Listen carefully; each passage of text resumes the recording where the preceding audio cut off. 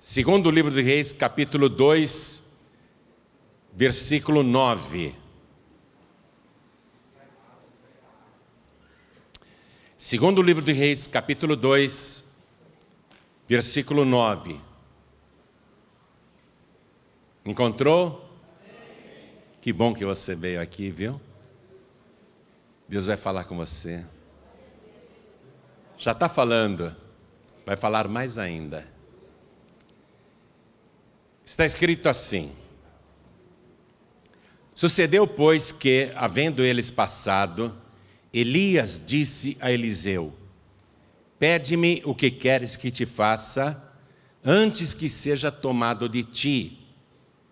E disse Eliseu: peço-te que haja porção dobrada de teu espírito sobre mim.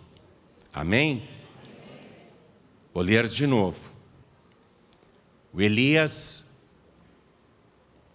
breve, não estará mais aqui na terra. O Eliseu, que o acompanha já há tempos, não quer deixá-lo de jeito nenhum.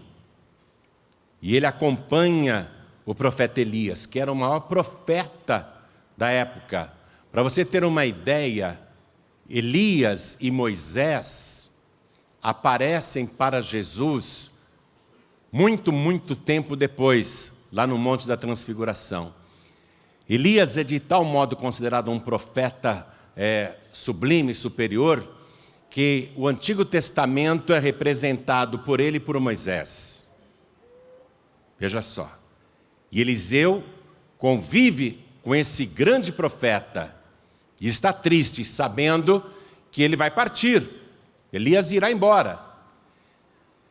Então, num determinado momento, Elias diz para Eliseu, que foi isso que eu li para você: pede-me o que queres que te faça, antes que seja tomado de ti.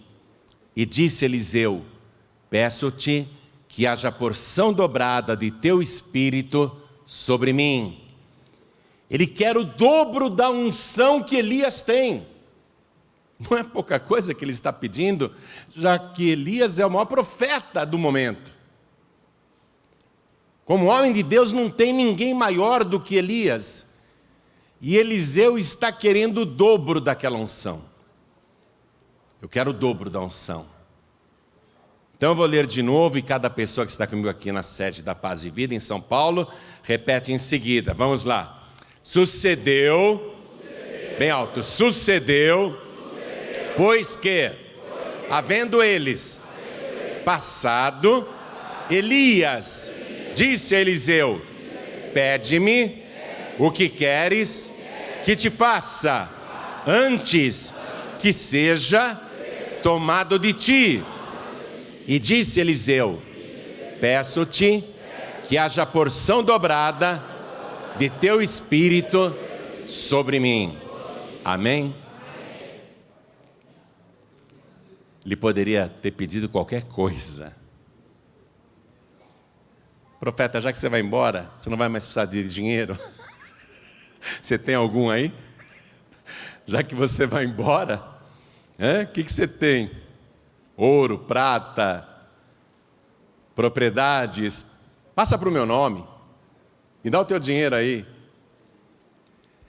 Ele podia ter dito para Elias: eu quero ser famoso, eu quero ser importante, eu quero ser muito conhecido. Ele podia pedir qualquer coisa.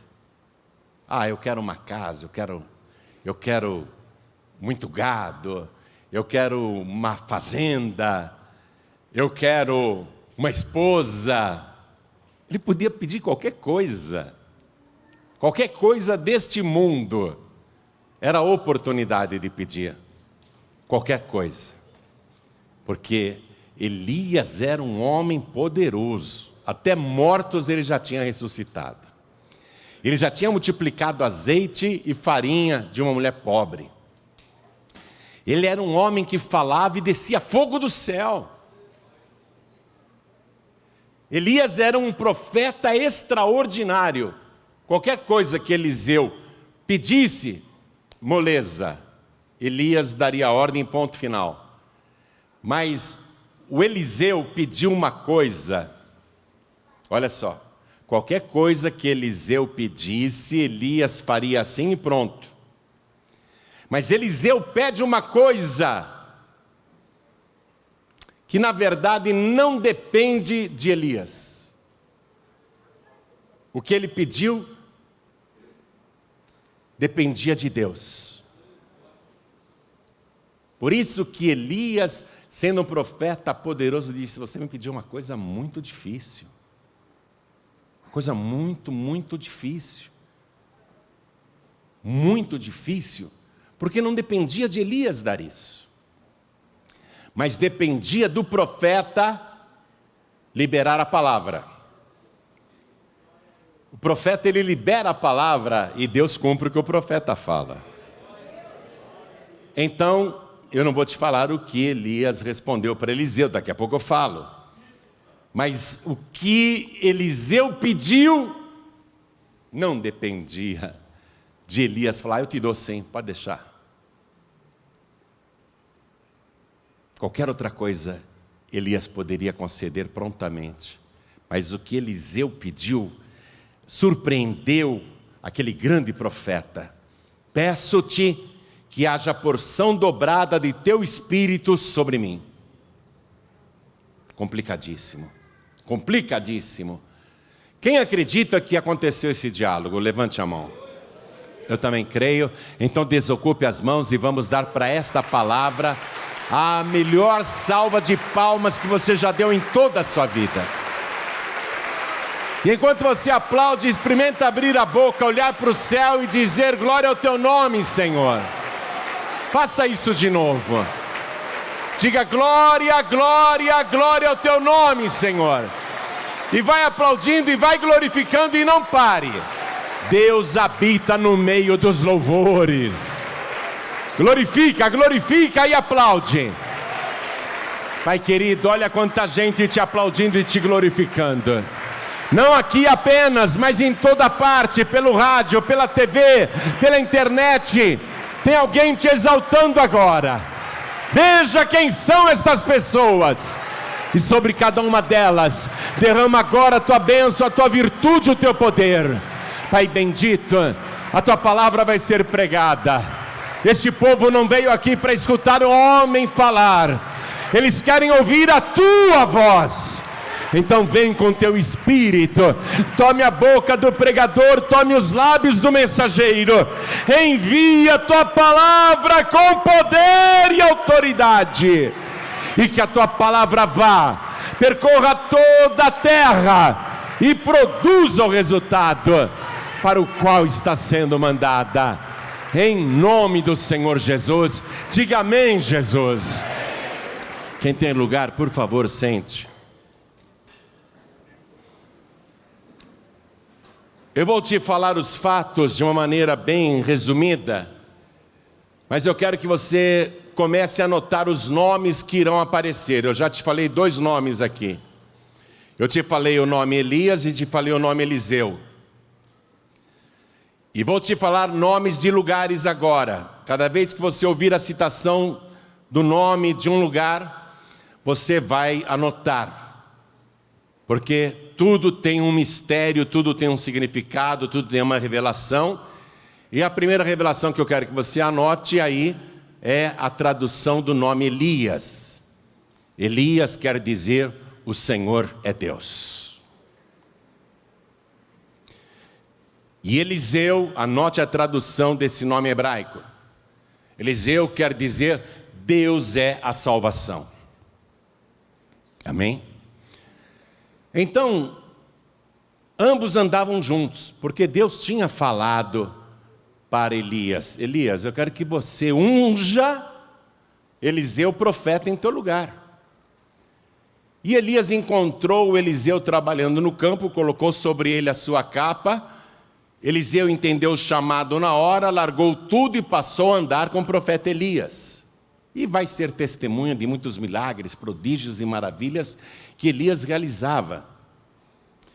E Eliseu sente um desejo enorme de fazer o que Elias fazia. Ele quer aprender com aquele homem de Deus. Aquele homem realmente aprovado por Deus, usado por Deus. Então Eliseu acompanha e serve Elias em tudo, lavando os seus pés, trazendo alimentos, pegando as coisas para ele, levando recados. Enfim, ele se torna um secretário do profeta Elias.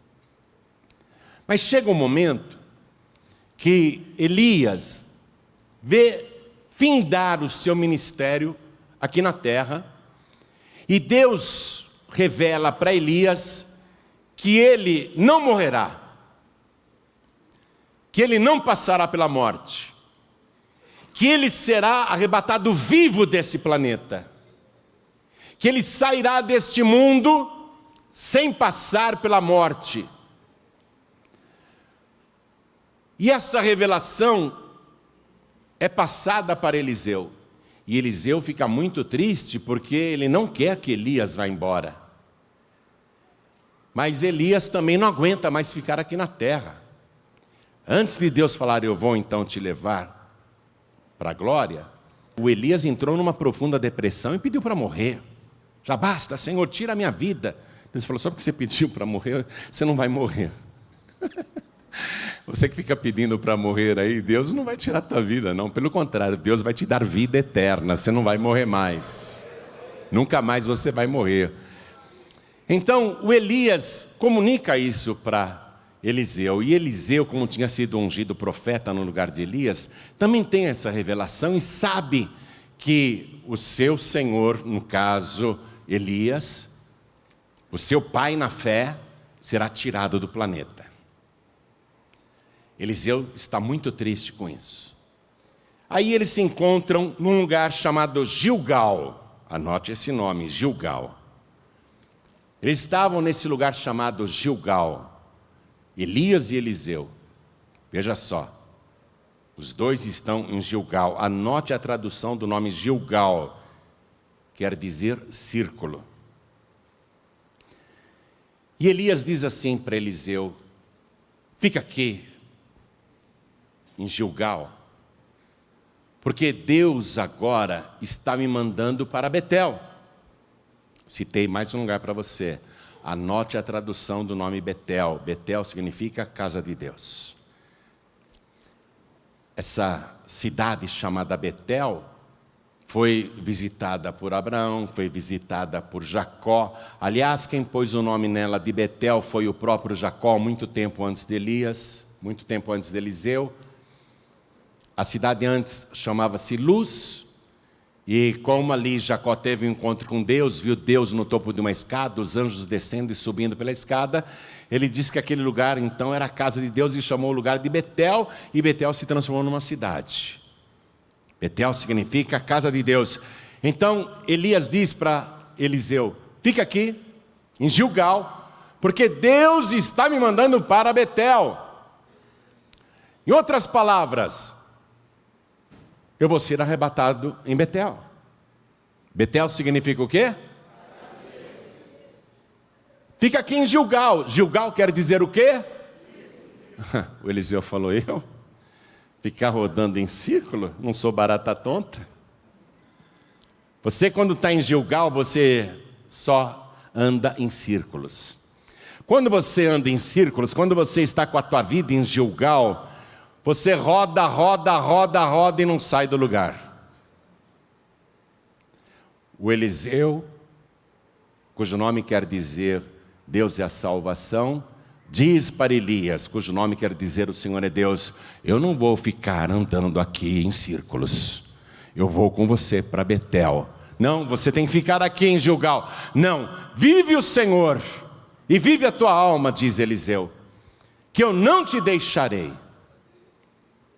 Eu vou com você. Quando ele falou essas palavras, foi mais ou menos um juramento.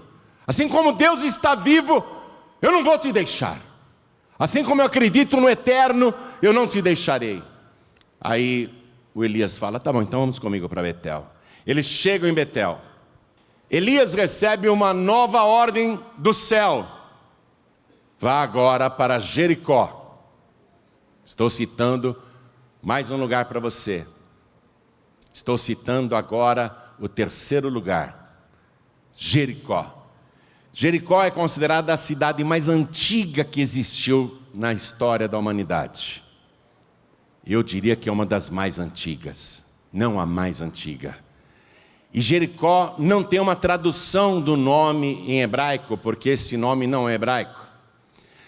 Dizem que talvez queira dizer cidade das palmeiras, porque tinha ali muitas palmeiras. Também outros dizem que Jericó era uma cidade consagrada ao deus Lua, era uma cidade pagã, uma cidade das trevas. E agora, Elias diz para Eliseu: fica aqui em Betel então, porque Deus está me mandando para Jericó. Jericó é uma cidade que até hoje existe em Israel. Eu gostaria muito que um dia você fosse para a Terra Santa conosco para conhecer Jericó, é emocionante. Jesus esteve em Jericó.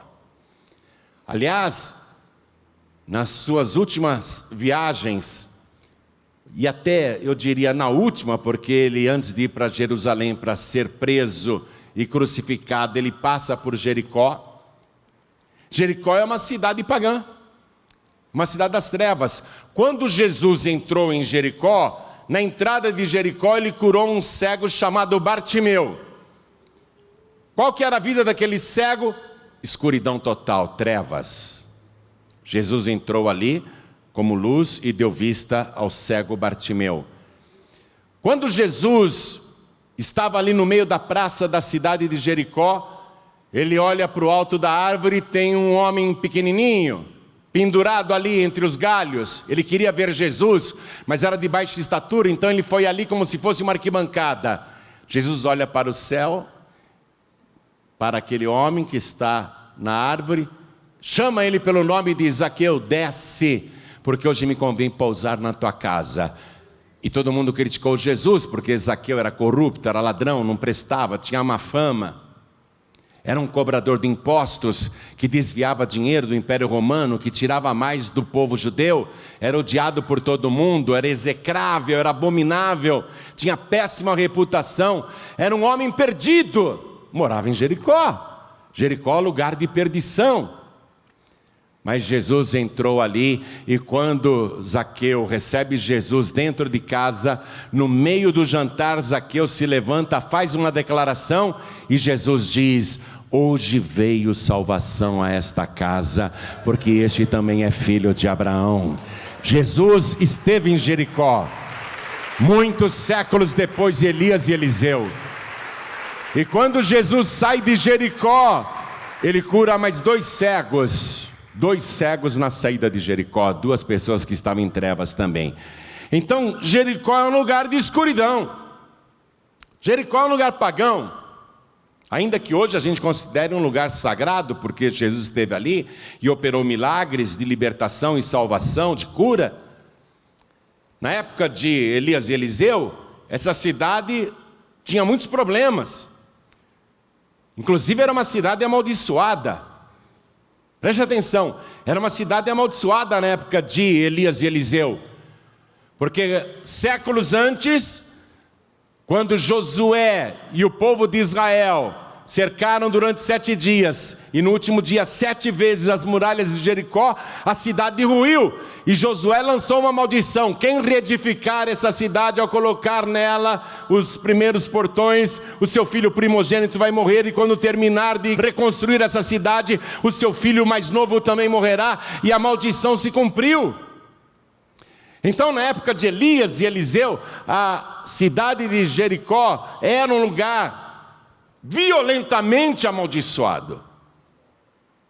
Porém agora eles estão em Betel, e Elias diz para Eliseu: fica aqui em Betel, porque eu estou indo para Jericó, Deus me mandou ir para lá. O Eliseu podia dizer: é melhor eu ficar em Betel, que significa a casa de Deus, do que ir para aquela cidade maldita. Vou ficar aqui. Mas o que é que tinha em Jericó? Trevas e escuridão, e ali era necessário levar luz e salvação. Era necessária a presença de homens de Deus. Elias pensa que Deus transferiu o lugar do seu arrebatamento para Jericó. Então fica aqui em Betel, que eu estou indo, tá, Eliseu? Eu vou para Jericó agora, que Deus me mandou para lá. E novamente Eliseu diz: vive o Senhor e vive a tua alma, que eu não te deixarei de jeito nenhum. Tá bom, então vamos comigo. Aí eles foram para Jericó. Quando eles estão lá em Jericó, não acontece arrebatamento de Elias, não acontece nada. E vem a palavra do Senhor para o profeta Elias, e Elias diz assim para Eliseu: Eliseu, então você fica aqui em Jericó, porque Deus está me mandando agora eu ir para o Jordão. Te citei o quarto lugar. Jordão é um rio sagrado, um rio de milagres. É o rio mais importante da Palestina. No rio Jordão, nos tempos de Jesus, coisas maravilhosas aconteceram. Para começar, o batismo de Jesus Cristo. Mas era um rio de milagres antes de Jesus. Naamã foi curado da lepra no rio Jordão. No rio Jordão, milagres foram operados pelo próprio Elias e Eliseu. As águas se dividiram. O povo de Israel também, na época de Moisés, na época de Josué, o rio também se dividiu e se abriu para eles passarem em seco. Era um rio já considerado sagrado. E eu quero que você anote a tradução do nome Jordão, que em hebraico é Yardenite. Quando a gente vai para Israel, a gente fala: vamos no Jordão quando? Aí você chega lá, o nome não é Jordão, é Yardenite. Yardenite em hebraico significa aquele que desce. Anote aí também. Yardenite quer dizer o quê? Jordão quer dizer o quê? Aquele que desce. Deus está me mandando para lá. Fica aqui então, em Jericó, Eliseu.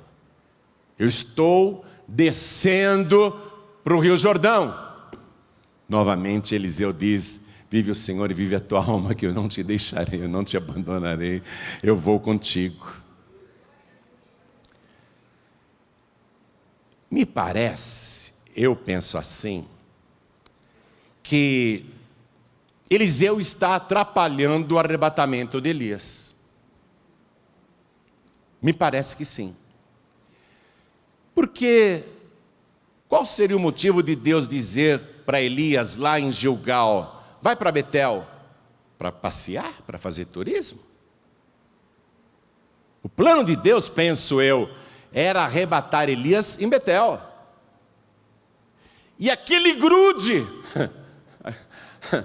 parece que colou com super bonder.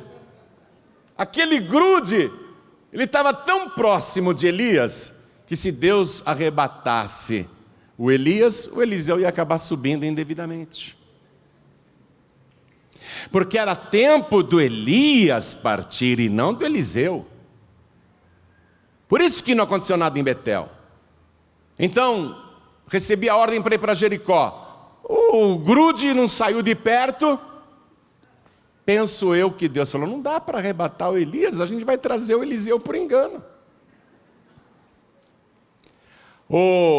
Elias, vai para o Jordão agora. Aí chega lá no rio Jordão, que significa aquele que desce. Eles têm um rio na frente. O Elias fica parado, o Eliseu grudado nele. Não acontece o arrebatamento. Não acontece. Como é que eles vão chegar do outro lado? E Elias pensa assim: acho que é do outro lado que o Senhor vai me tomar. E do outro lado hoje é a Jordânia, não é Israel. Eu preciso atravessar esse rio. Como é que eu vou atravessar esse rio? Bom, ele tira a capa do ombro e coloca assim nas águas e o rio Jordão se abre. O Elias vai passando e o Eliseu vai grudado.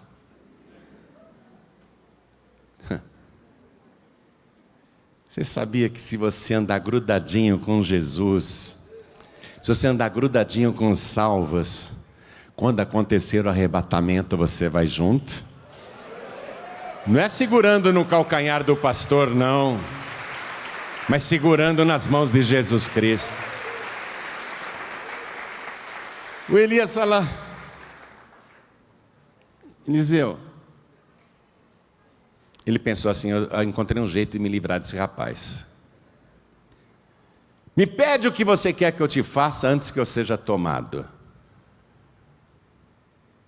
Ele agora vai se distrair.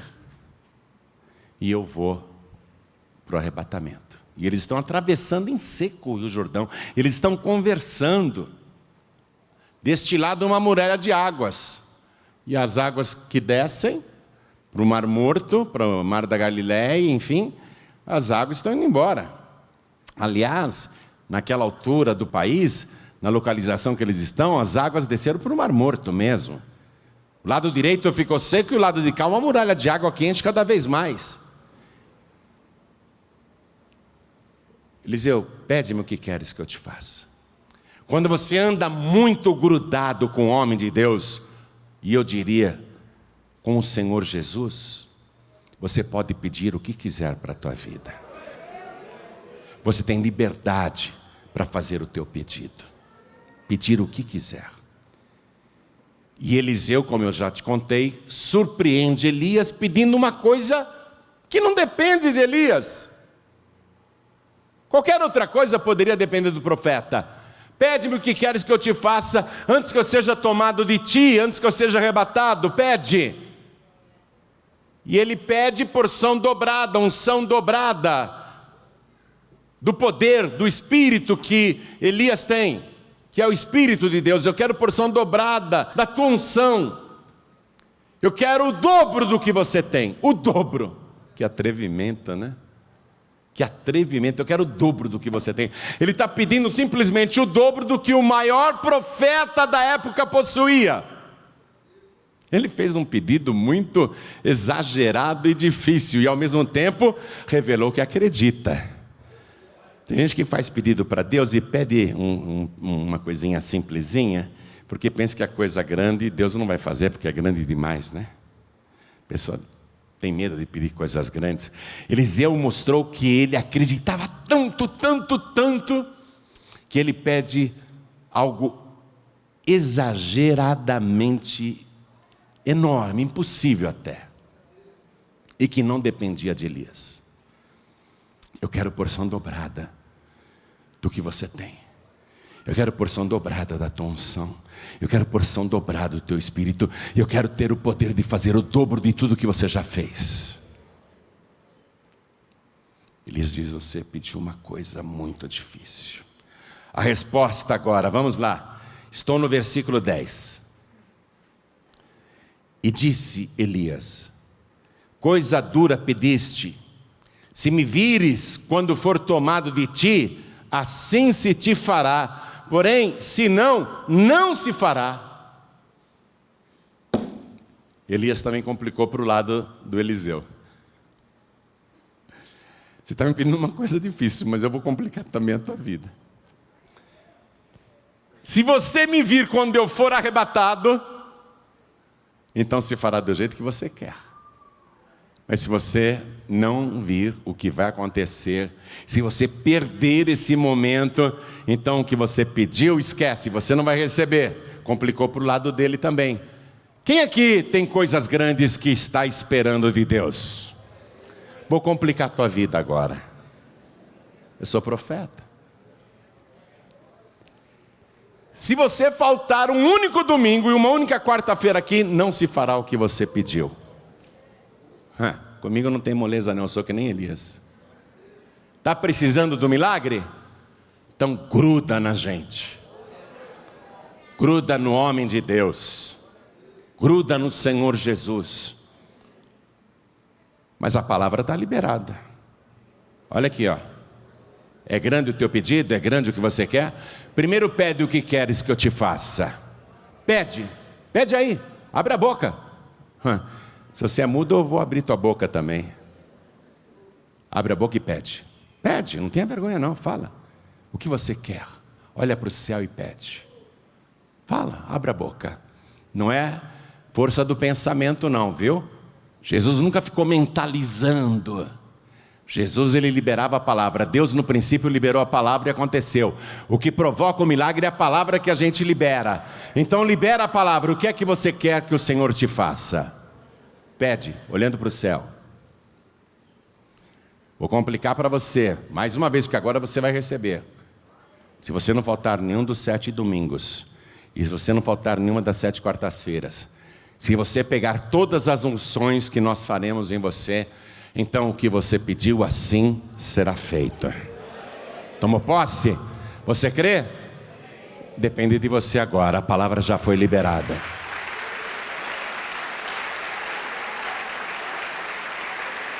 É isso que o profeta Elias fez. Não dependia dele conceder aquilo para Eliseu, mas como profeta ele podia liberar a palavra. E ele liberou a palavra: se me vires quando eu for tomado de ti, assim se te fará. Se não me vires, então não se fará. Liberou a palavra. Foi o que eu fiz com você também. Eu só copio a palavra de Deus, tá? Eu não invento nada não. Veja o versículo 11. E sucedeu que, indo eles, andando e falando, eles estão conversando, atravessando, eis que um carro de fogo, com cavalos de fogo, os separou um do outro. Lógico, tinha que separar um do outro, porque senão Eliseu ia ser arrebatado junto. O cara não desgrudava. Está pegando aí? Quem está pegando? Então passa um traço aqui, ó. Eis que um carro de fogo com cavalos de fogo os separou um do outro. Porque era só Elias que tinha que ser arrebatado. O tempo do ministério de Elias se esgotou. Acabou. Mas o de Eliseu vai começar. Entende isso? Para Elias, o tempo do seu ministério se acabou. Mas para Eliseu, o tempo do seu ministério vai começar. Eliseu não podia ser arrebatado. Deus não podia ficar sem profeta na terra. Então, separou para que só Elias fosse arrebatado. E diz aqui o final do versículo: e Elias subiu ao céu num redemoinho. Você sabe quando que isso aconteceu em relação à nossa época? Há aproximadamente 2.850 anos atrás. Anota essa informação aí do lado também, que é importante. Como que um homem chamado Eliseu, que viveu há 2.850 anos atrás, poderia descrever com palavras esta experiência inexplicável? Na época não existia nada. Hoje você conhece muita coisa, mas na época não existia nada. Era luz de vela, não tinha automóvel, não tinha avião, não tinha nada disso, né? Era tudo muito rudimentar. Como que para a cultura de 2.850 anos atrás, Eliseu poderia descrever a experiência? Porque quem está contando o fato é ele. É ele que está dando em detalhes o que aconteceu. Ele estava grudado com Elias, e vem carros e cavalos de fogo e separa os dois, distancia os dois.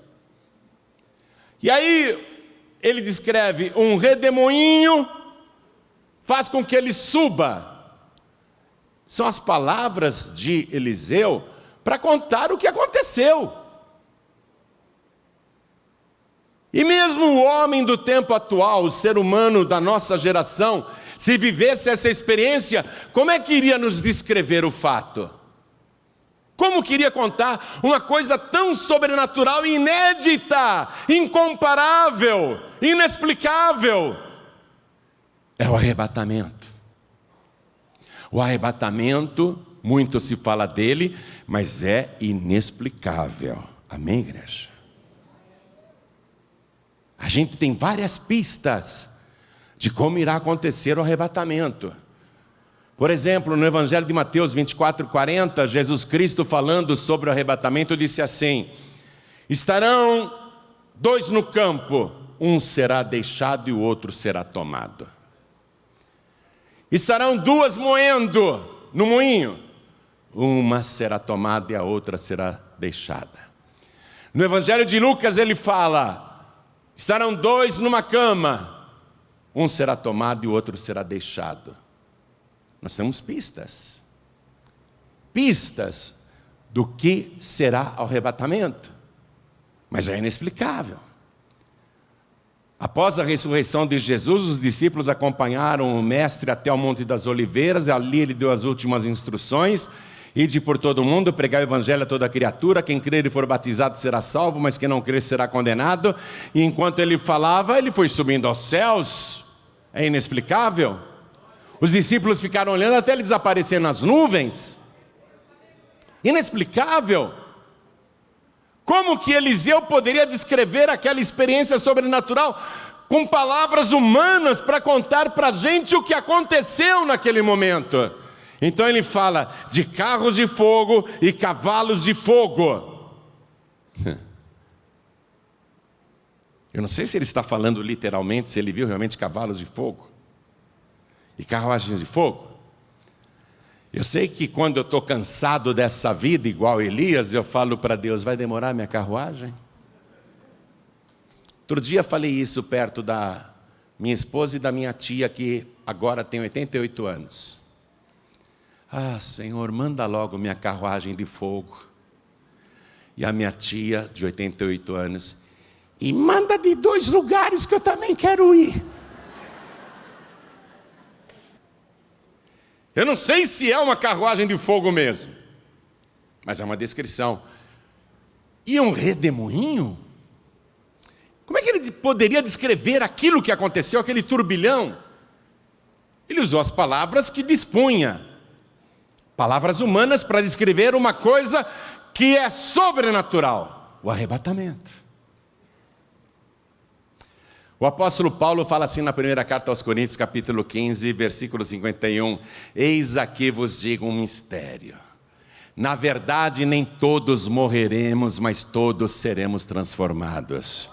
Num momento, num abrir e fechar de olhos, ante a última trombeta, porque a trombeta soará e os mortos ressuscitarão incorruptíveis e nós seremos transformados. São palavras humanas para descrever algo que vai acontecer. Como que os mortos ressuscitarão? E como que os nossos corpos serão transformados no abrir e fechar de olhos? E na primeira carta aos Tessalonicenses, capítulo 4, versículo 16, Paulo, sendo usado pelo Espírito Santo, diz assim: porque o mesmo Senhor, ele está falando Jesus, o mesmo que viveu aqui na terra, o mesmo que operou milagres e prodígios, o mesmo que morreu na cruz, o mesmo que ressuscitou e o mesmo que subiu aos céus. Porque o mesmo Senhor descerá do céu, disse ele, está escrito, com alarido, com voz de arcanjo e com a trombeta de Deus. E os que morreram em Cristo ressuscitarão primeiro. Depois nós, os que estivermos vivos, seremos arrebatados juntamente com eles ao encontro do Senhor nos ares, e assim estaremos para sempre com o Senhor. São palavras para descrever aquilo que é indescritível.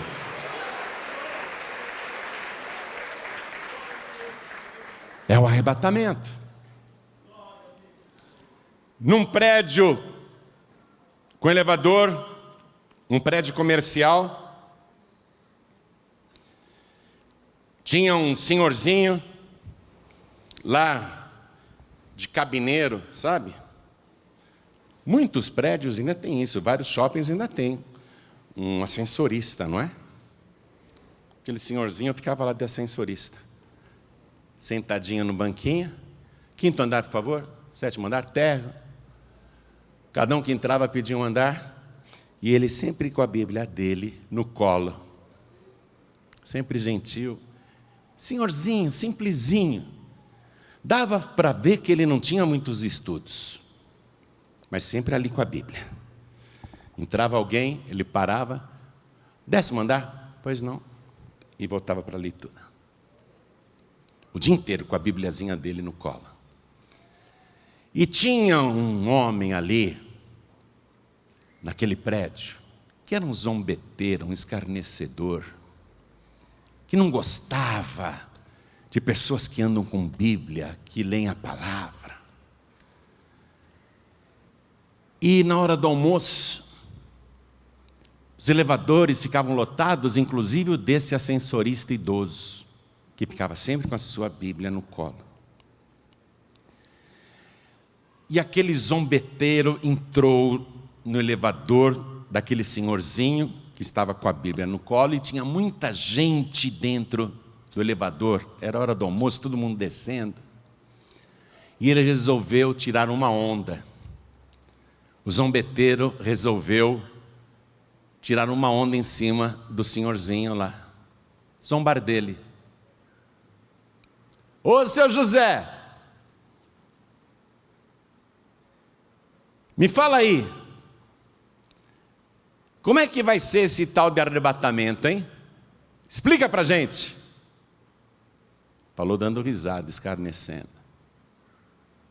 O homenzinho olhou para ele, o elevador cheio, e falou assim: eu não sei explicar não, mas eu acho que é mais ou menos que nem esse elevador. Eu aperto o botão do andar lá de cima e o elevador leva a gente. Eu nem sei como funciona o elevador, mas a gente chega lá em cima. Eu acho que Jesus vai fazer uma coisa mais ou menos assim. Vai levar todo mundo para onde Ele quer levar, lá para o andar de cima. Aí, com aquela resposta tão simples, o zombeteiro se calou e todo mundo ficou admirado. Mas é assim? Deve ser assim? Com que palavras você vai explicar o arrebatamento? É um elevador? É, sei lá, um transporte desconhecido da humanidade? Eu não sei como será, mas eu estou esperando esse dia chegar. Aliás, é a única coisa que me mantém em pé na presença de Deus. E eu não saio de perto do meu Senhor. Eu não desgrudo dele de jeito nenhum. E ele pode me mandar embora. Jesus pode falar: João Ribe, vai embora. Eu não quero mais você. Eu digo assim como o Senhor ressuscitou e está vivo pelos séculos dos séculos: eu jamais te deixarei, eu jamais te abandonarei. E Jesus, eu vou ficar na tua presença até o arrebatamento. E se eu morrer não tem problema não, o Senhor vai me tirar da sepultura primeiro do que eles. Agora vamos voltar para o planeta Terra aqui, gente. Vamos voltar para a Terra, né? Vamos voltar aqui para paz e vida. Você está em Betel. Só que você veio de Gilgal. E se você ainda está em Gilgal, está na hora de sair dessa vida tediosa, onde você roda, roda e não sai do lugar. Está na hora de você sair de Gilgal e vir para Betel. E você que está em Betel, já é batizado nas águas, teu nome já está escrito no livro da vida do Cordeiro. Sabe o que o Senhor Jesus quer que você faça agora? Que você vá em Jericó. Porque lá em Jericó tem muita gente na escuridão e nas trevas. Eu não estou falando da Jericó que está lá em Israel, não. Eu estou falando da Jericó que é a tua vizinhança, que é o teu local de trabalho, que é a tua faculdade, a tua escola, o teu círculo de amizades. O Senhor quer que você de Betel, você que já é de Betel, você que já é salvo, salva, lavado e remido pelo sangue de Jesus, Ele quer você lá no meio de Jericó, arrancando as pessoas das trevas, da escuridão e levando vida e salvação, salvação de verdade. E pegar as pessoas que você está tirando de Jericó, através da pregação do Evangelho, e levar para aonde? Para onde? Para Yardenite, para Jordão, aquele que desce. Tirar as pessoas de Jericó e levá-las para descer as águas. Porque Jesus disse: quem crer e for batizado será salvo. Você que está aqui em Betel e ainda não saiu de Betel, nem foi ganhar almas em Jericó, porque ainda não desceu as águas do batismo, está na hora de se batizar também. Está na hora de cumprir a justiça de Deus, porque no batismo nas águas há uma divisão entre a velha vida e a nova vida. Eu disse para você que quando Elias foi retirado, para ele acabou na terra, mas para Eliseu começou. E eles estavam atravessando o Jordão. Quando você descer as águas do batismo, quando você atravessar as águas do batismo, haverá também uma divisão na tua vida, antes e depois de Cristo, antes e depois do batismo nas águas. E depois do batismo nas águas, uma vida de milagres, que foi o que aconteceu com Eliseu. Eliseu vai receber poder para fazer o dobro realmente do que Elias fez.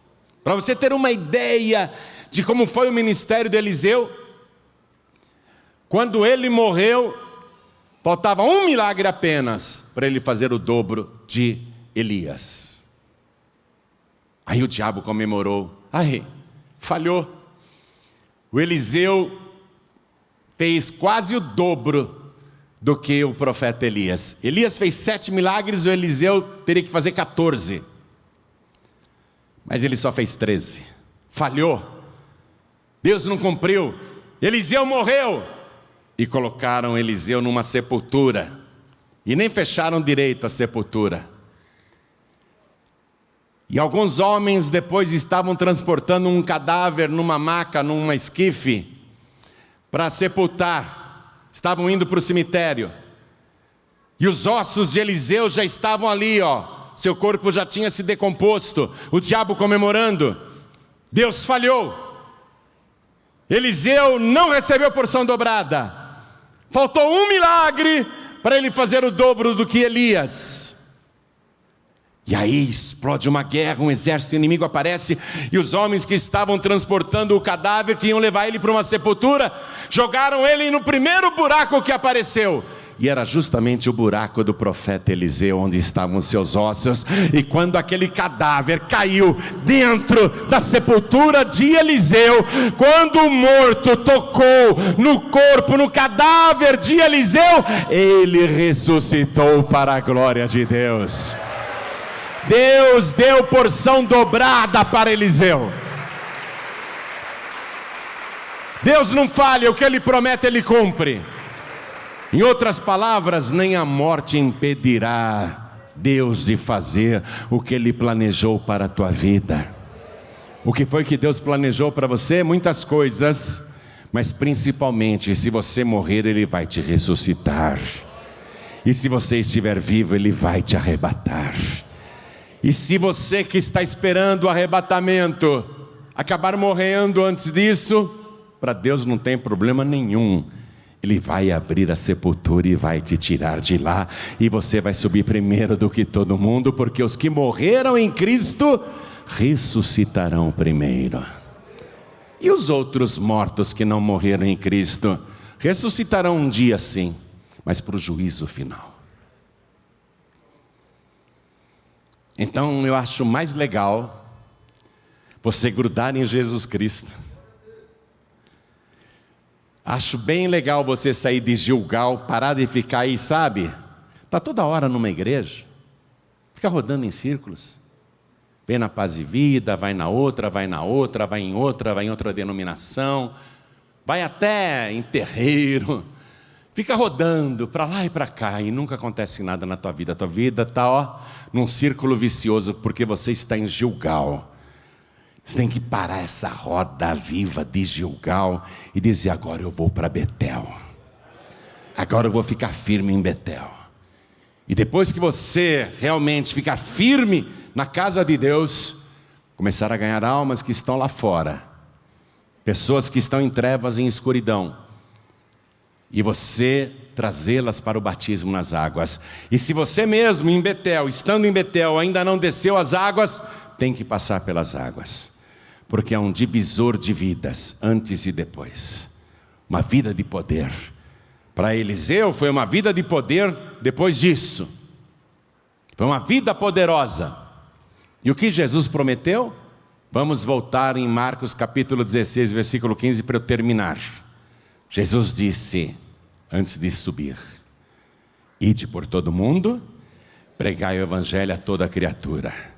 Quem crer e for batizado será salvo, e quem não crer será condenado. E estes sinais seguirão os que crerem. Olha só, uma vida de poder.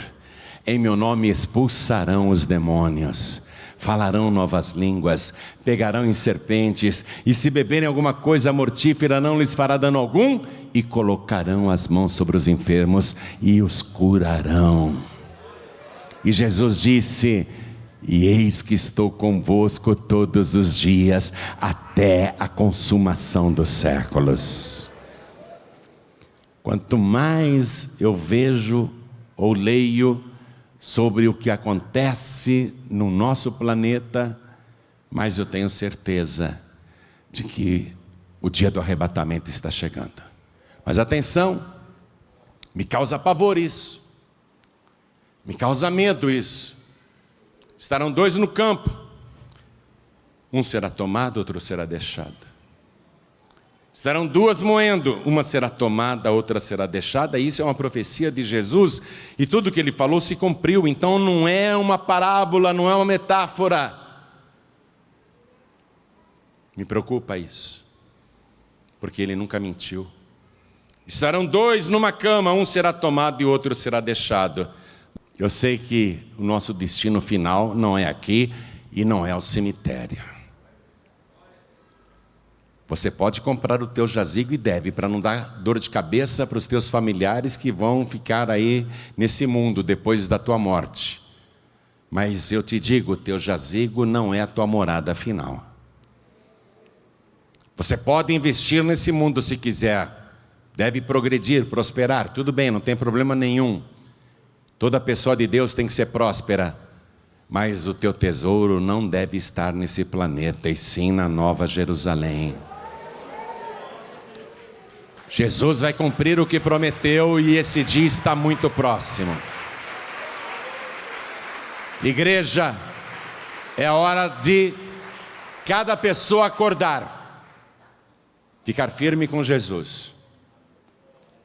Como um vai ficar e o outro vai ser tomado, eu tenho que me apegar com Deus mais do que a minha esposa se apega com Ele. Porque senão ela vai e eu fico.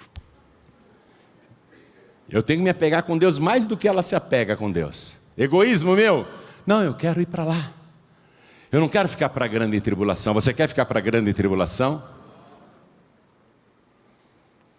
Eu fico pensando, se o arrebatamento fosse agora, metade dessa igreja ficava?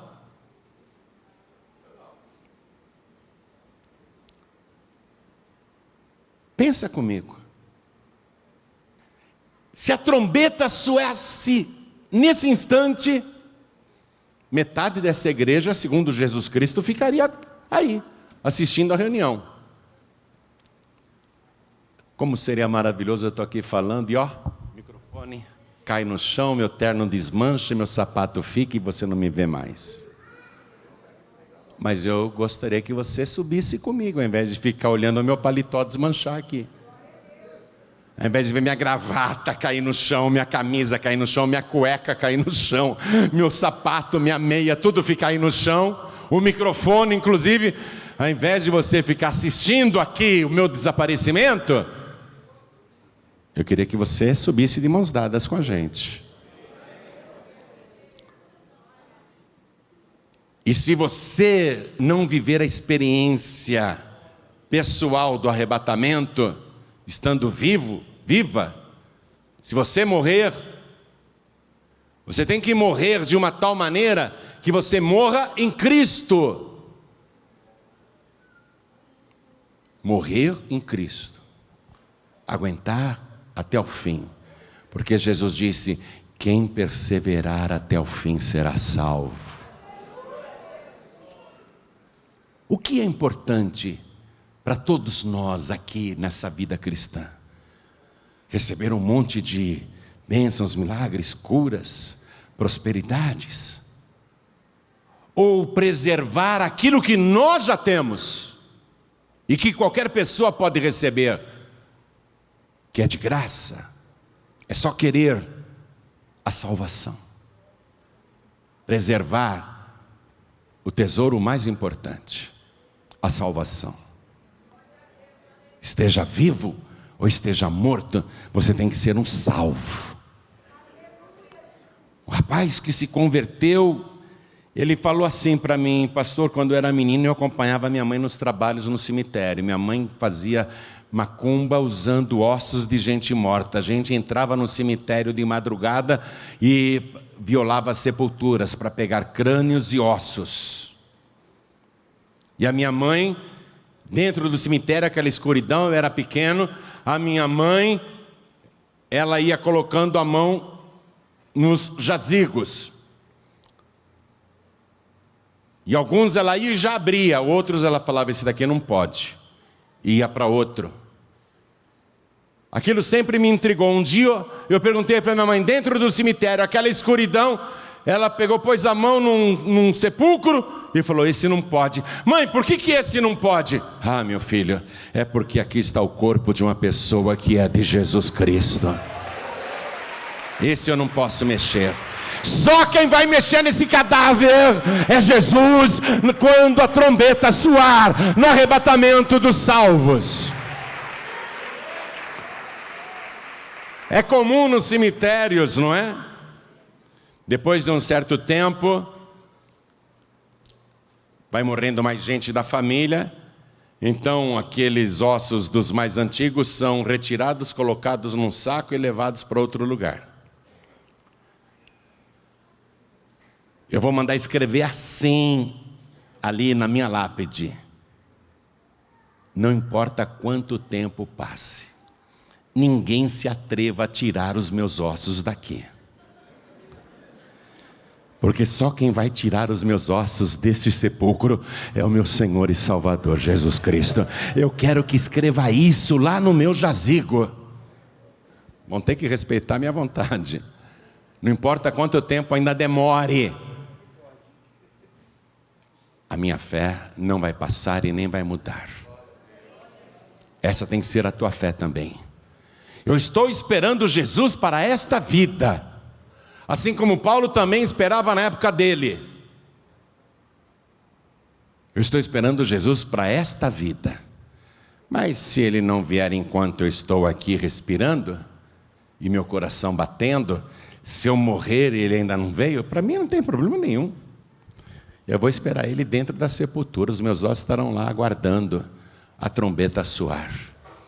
Mas o meu espírito não vai estar lá no cemitério, não. Porque Jesus disse para aquele ladrão arrependido que morria ao lado direito da sua cruz e que também estava crucificado, Jesus disse para aquele ladrão arrependido: ainda hoje estarás comigo no paraíso. Meus ossos esperarão no cemitério a ressurreição, e o meu espírito vai esperar lá no paraíso. Aí vai juntar os dois outra vez. Meu Deus vai fazer isso. Como, pastor João Ribe? Olha, é como essa experiência que o Eliseu viveu e não soube explicar para a gente com as palavras corretas. Não sabemos se é literal ou se foi uma maneira de descrever o inexplicável. Eu não sei como que ele vai fazer tudo isso, mas ele fará. Essa é a minha fé. Eu só sei de uma coisa: eu tenho que crer, você tem que crer e esperar tudo acontecer. Mas não é ficar esperando lá no mundo, tomando cachaça, fumando maconha, bebendo, se drogando, se prostituindo, fazendo coisas erradas. Porque um será tomado e o outro será deixado.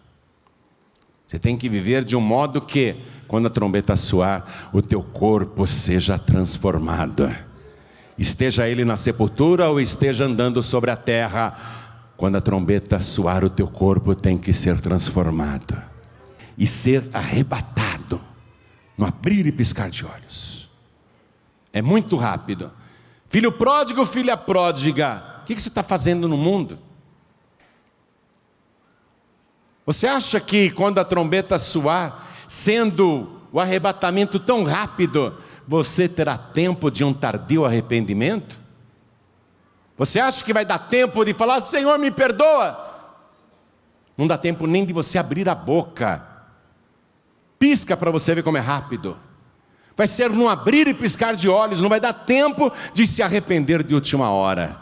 Então você tem que viver de uma maneira, e ele disse isso: vigiai e orai, porque não sabeis o dia e nem a hora em que há de vir o vosso Senhor, e o vosso Senhor virá numa hora em que não espereis. Então vamos ficar todos de pé.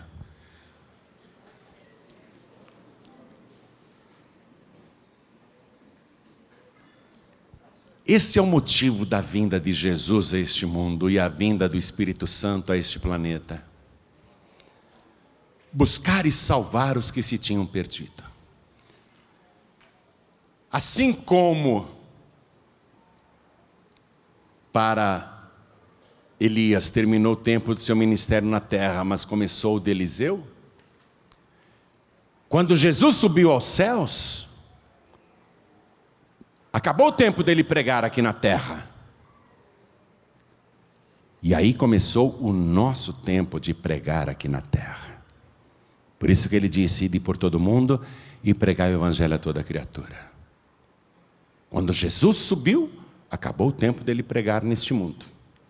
E aí começou o nosso tempo de pregar aqui na terra. E é isso que eu estou fazendo agora. O que é que Jesus Cristo quer neste momento? Especialmente com relação a você. Ele quer salvar a tua alma. Ele quer escrever o teu nome no seu livro da vida. Ele tem um livro que só ele mexe. Só ele escreve naquele livro. E naquele livro só pode constar nome de quem recebeu Jesus como único, suficiente, exclusivo e eterno Salvador. Se você não receber Jesus desta maneira, se você continuar acreditando em Jesus e acreditando em um monte de santos e santas, e medianeiros e medianeiras, intermediários e intermediárias, você não terá o seu nome escrito no livro da vida, porque ele fez uma última oração aqui nesse mundo, antes da cruz, e ele orou assim: Pai, consumei a obra que me deste a fazer aqui na terra, e a tua obra é esta, que conheçam a ti só, como o único Deus verdadeiro, e a Jesus Cristo a quem tu enviaste. Se você não crer em Jesus dessa maneira, o teu nome não irá para o livro da vida. Se você continuar com esse monte de padroeiro e padroeira aí, rezando para ídolos, teu nome não será escrito no livro da vida. Ah, mas eu acredito em Jesus também. Mas não adianta. Pai, que conheçam a ti só, como o único Deus verdadeiro, e a Jesus Cristo a quem tu enviaste. Nós não estamos brincando. Se você não receber Jesus como teu único, suficiente, exclusivo e eterno Salvador, teu nome não será escrito no livro da vida do Cordeiro. Mas se você levantar a tua mão agora dizendo: eu quero que o meu nome esteja escrito no livro da vida do Cordeiro, eu quero entregar minha vida para Jesus, então levante a sua mão direita bem alto, todos que querem. Quer entregar a tua vida só para Jesus, com exclusividade? Então todos que ergueram as mãos, saiam dos seus lugares e venham aqui para frente, e eu vou ficar de joelhos te esperando, e vamos aplaudir ao Senhor Jesus por cada vida que está vindo, por cada pessoa que está chegando. Teu nome hoje vai ser escrito no livro da vida, todos os seus pecados serão perdoados. E olha quanta gente está vindo. Vamos aplaudir mais ao nome de Jesus. Foi para isso que ele veio, Ele veio buscar e salvar o que se tinha perdido. Ele veio para te salvar. Ele cura doenças, cura. Ele liberta do diabo, liberta. Ele tira vícios, tira. Ele prospera, prospera. Mas principalmente Ele salva.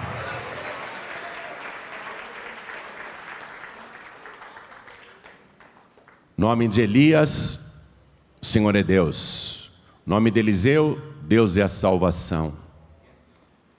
Elias representa o Antigo Testamento. Eliseu representa a Nova Aliança. Então agora eu quero chamar aqui os filhos pródigos. Todos os filhos pródigos, todos que estão sem igreja. Todos que estão tendo dificuldades para seguir Jesus e todos que estão em dúvida. Espera aí, Jesus disse que 50% fica, metade fica. Eu não posso estar na metade que vai ficar. Eu quero estar na metade que vai subir, mas eu reconheço que eu preciso consertar a minha vida. Então faz o seguinte: se você quer ter certeza de estar na metade que vai subir no arrebatamento, quer ter certeza? Então vem aqui para frente também para consertar a tua vida, para renovar a tua fé, para você voltar para casa hoje com a certeza de que Ele perdoou as tuas vaciladas, perdoou os teus pecados, e que você a partir de hoje vai seguir Jesus para valer. Vem para cá e vamos aplaudir mais ao nome de Jesus. Vem para cá, é um compromisso. Grudar em Jesus, está entendendo? Ficar na casa do Senhor e ir buscar quem está em Jericó. Mas ficar na presença de Deus. Não sair de perto dele de jeito nenhum. O Espírito Santo comunica no meu coração, para eu insistir só mais um pouquinho. Eu não gosto quando ele faz isso. Eu não gosto quando o Espírito Santo faz isso comigo. Quando ele me diz que há pessoas que têm que vir aqui para frente, e que ele está chamando, e que eu tenho que te trazer para cá. Não é só ele, não tem mais. A hora que o Espírito Santo sossegar o meu coração, eu vou parar, mas por enquanto o meu coração está aflito. Vem, vem, vem, vem, vem, vem. Vem, vem, até que o Espírito Santo diga agora sim. Até que o Espírito Santo diga agora sim. Oh glória, vamos aplaudir mais ao nome de Jesus. Vamos aplaudir muito. E enquanto mais pessoas estão chegando, quero falar com você que está assistindo esta mensagem pela TV. Isso não é brincadeira. É inexplicável, mas está para acontecer a qualquer momento. Filho pródigo, filha pródiga, volte para Jesus. E você que só tem ouvido e não tomou a decisão de entregar a vida para Jesus, ou ainda não tomou a decisão de se batizar, descer no rio, descer nas águas, chegou a hora de você pensar nessa alma eterna que está aí dentro de você. Quer entregar a vida para Jesus, quer voltar para Jesus, quer servir a Jesus para valer? Então se ajoelhe ao lado do teu televisor. E eu estou falando com pessoas que estão ouvindo também pela rádio. Se ajoelhe aí ao lado do teu rádio. E se você está num presídio, não ligue para a zombaria dos outros presos. Você tem que dizer: eu posso estar preso aqui na penitenciária de segurança máxima, mas se eu sou de Jesus Cristo, se Ele perdoar os meus pecados, se Ele escrever o meu nome no livro da vida, e se eu servi-lo até o fim, ainda que eu esteja preso no arrebatamento, o meu corpo vai passar essas paredes.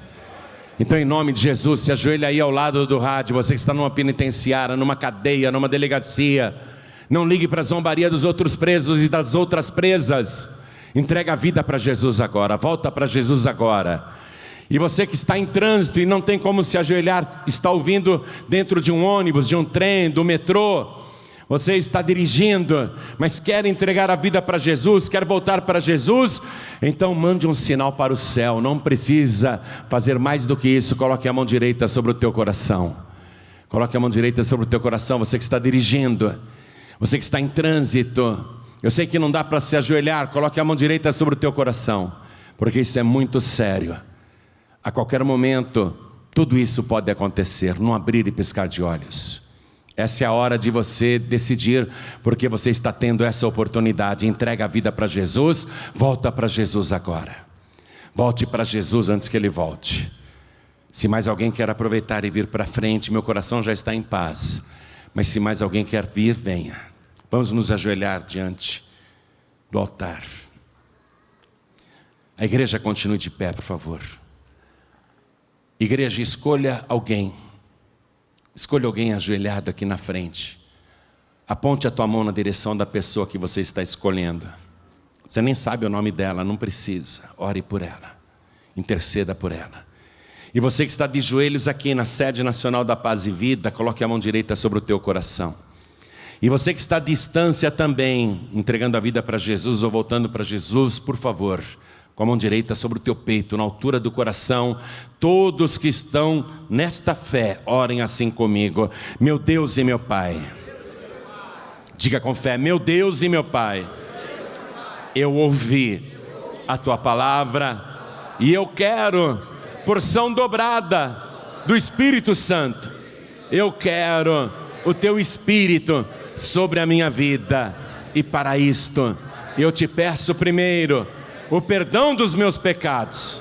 E peço ao Senhor que escreva o meu nome no livro da vida e jamais risque o meu nome do teu santo livro.